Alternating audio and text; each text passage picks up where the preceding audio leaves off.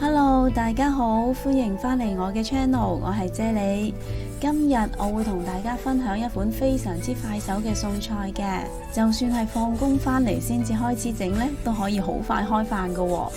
我呢度呢，就用咗2塊豬扒啦，大概係500個 gram 左右啦。咁我會將佢切成一條條嘅。你哋今日好嘛？留言話我知，你哋想睇啫喱煮啲咩餸啊？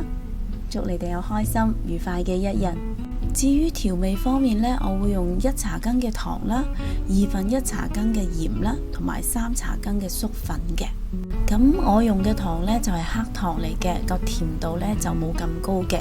咁如果你哋係用砂糖或者係白糖嘅話呢，咁用1/2茶羹就夠噶啦。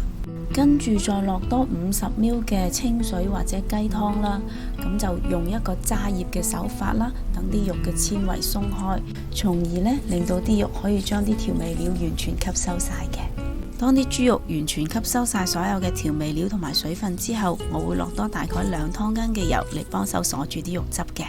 若果你對我嘅食譜有任何疑問嘅話，請你將個問題寫喺下邊評論區嗰度啊！我係非常之咁樂意同大家一齊討論噶。用中大火將大概2個湯羹左右嘅油燒熱佢，跟住呢就將啲薑片擺落嚟爆香佢。當聞到好香嘅薑味嘅時候呢，就將啲豬肉啦倒埋落嚟，keep 住用個中大火呢嚟煎一煎佢，等佢定一定型先。大概我會煎佢1到2分鐘左右嘅。喺煎緊豬肉嘅時候呢，咁我會爭取時間呢，準備埋其他嘅配料先嘅。咁我呢度呢，就準備咗大概20個 gram 左右嘅蟲草花啦。咁蟲草花呢，對於氣管啦、肺啦，甚至乎係成個呼吸道呢，都有非常之好嘅保健作用嘅。洗蟲草花嘅時候呢，就輕輕洗下佢就得噶啦。如果用大力洗嘅話呢，蟲草花上面嘅孢子粉就會甩晒噶啦。啲豬肉呢都已經煎到好香咯喎！呢個時候呢，會炒下佢啦，等佢受熱均勻啦。跟住呢，就可以將洗乾淨咗嘅蟲草花擺埋落嚟嘅啦。咁將蟲草花同豬肉都兜一兜勻佢啦。將佢哋撈勻咗之後呢，我都會 keep 住用個中火啦，將佢哋煎一煎佢嘅，大概都係需要1到2分鐘左右啦。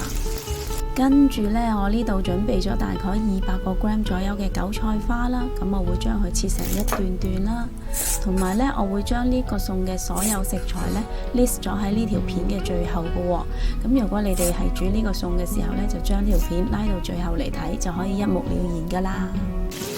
蟲草花同瘦肉已經煎到好香啦，呢個時候呢，就可以將切好咗嘅韭菜花擺埋落嚟啦。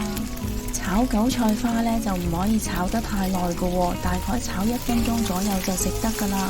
如果啲韭菜花炒得太耐嘅話，佢就會變韌同埋唔好食噶啦。咁韭菜花呢，佢有補肝腎同埋防癌嘅功效啦。咁我哋平時食多啲都冇妨噶。哇，個餸睇到好靚啊，已經好想食啦。呢個餸嘅韭菜花食起上嚟又爽又甜，而啲豬扒呢又嫩又滑又 juicy 喎，再加埋蟲草花獨有嘅香味，呢個餸真係好好味噶。不如你哋今晚都試下煮呢個又靚又好味又簡單嘅餸啦。若果你都中意我嘅食譜，請你俾 like 同埋留言話我知啦。記得訂閱我嘅 channel， 順便撳埋隔離個鐘仔啊！多謝晒你哋嘅收睇，我哋下一個食譜再見啦，拜拜。